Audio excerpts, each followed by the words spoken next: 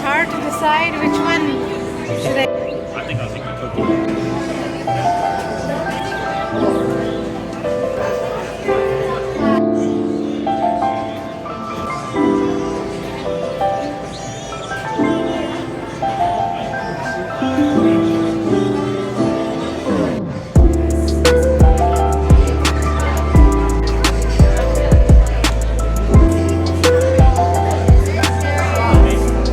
Stay in the line.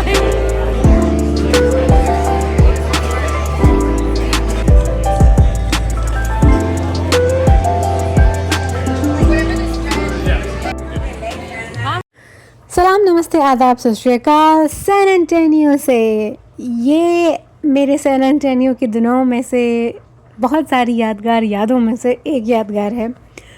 मैंने और नितिन ने मेरे ख़्याल से 2 दिन गुजार दिए वहाँ पे, और हमें पता नहीं चल रहा कि यार हम लोग कहाँ जाएं जहाँ पे हमें ऑथेंटिक कल्चर, ऑथेंटिक आइटम्स और ऑथेंटिक खाना मिल सके। हम दोनों ब्रांड कॉन्शियस नहीं है, हमें बड़े बड़े मॉल्स में जाने का शौक़ नहीं है, बड़ी बड़ी बिल्डिंग्स में जाने का शौक़ नहीं है।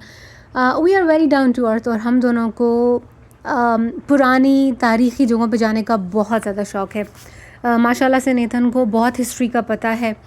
कल भी हम एक म्यूज़ियम गए थे, बाद में मैं वो शेयर करूँगी, उसका मैंने व्लॉग बनाया है।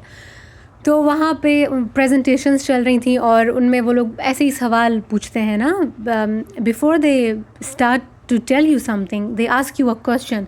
इससे क्या होता है कि इंटरेस्ट और क्यूरियोसिटी डेवलप होती है और ऑडियंस जो है वो एक्टिव हो जाती है कि यार they can ask me anything.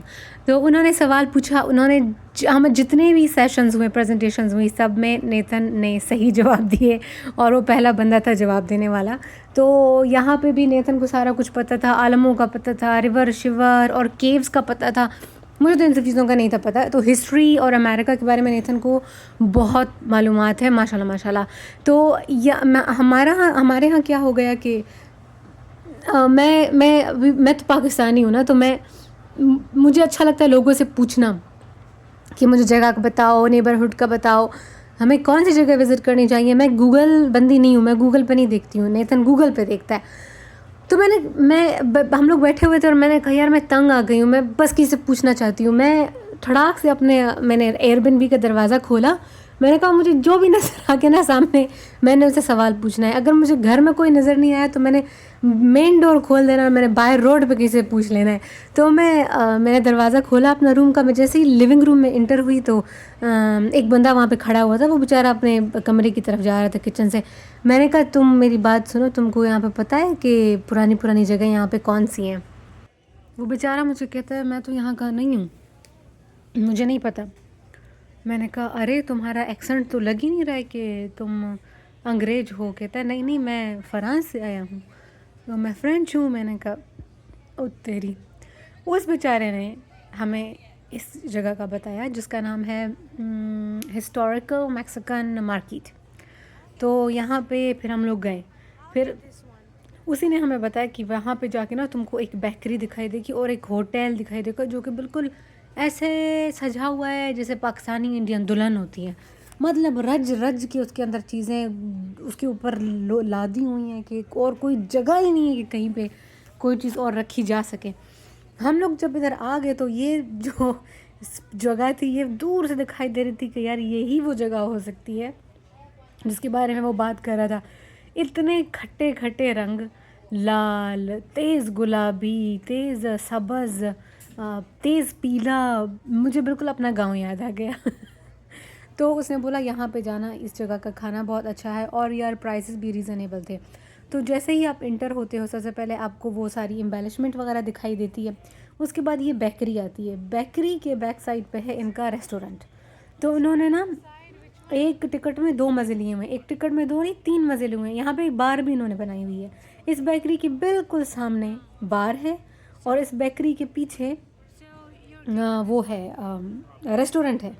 तो हमने कहा यार ठीक है, यहाँ से इनका जो है ट्रेडिशनल चीज़ें ले लेंगे। ये ब्रेड मुझे खा के ना ये मैंने ख़रीद ली थी, ये वाली ब्रेड मुझे याद आ गई। सिब्बी में हमारे एक ब्रेड मिलती थी, उसके बीच में ना क्रीम डालते थे, ऐसे ही वाइट ब्रेड उसके अंदर क्रीम डाल देते थे।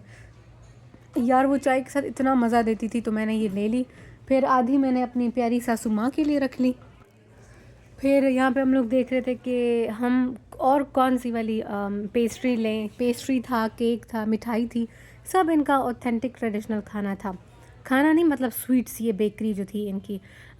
फिर मेरे ख्याल से नेतन ने चॉकलेट ब्राउनी लिया था और एक कुकी लिया था। यार मुझे ये वाला केक बहुत अच्छा लगा था, लेकिन इससे पहले ही ना हम लोग डिसाइड कर चुके थे कि हम क्या लेंगे।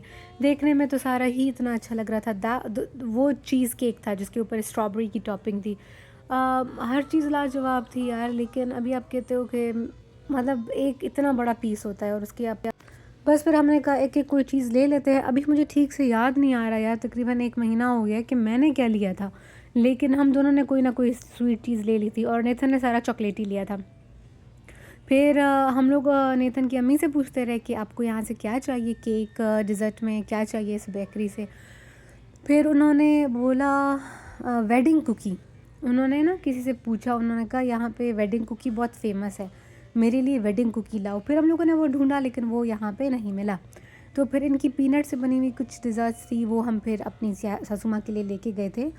मैं तो सैन एंटोनियो में थी, नेथन लेके गया था। तो ये मैंने आप लोगों को विज़िट करा दिया है गाइस। यहाँ पे ऑथेंटिक ट्रेडिशनल डिज़र्ट था मैक्सिको का। और जैसे कि मैं पहले बता चुकी हूँ कि हमें अच्छा नहीं लगता बड़े बड़े रेस्टोरेंट में जाना और फिर जाके फजूल में शीशा मारना, ये वाला ब्रांड वो वाला ब्रांड, यहाँ इस बड़े होटल का ये वाला खाना। So we love authentic.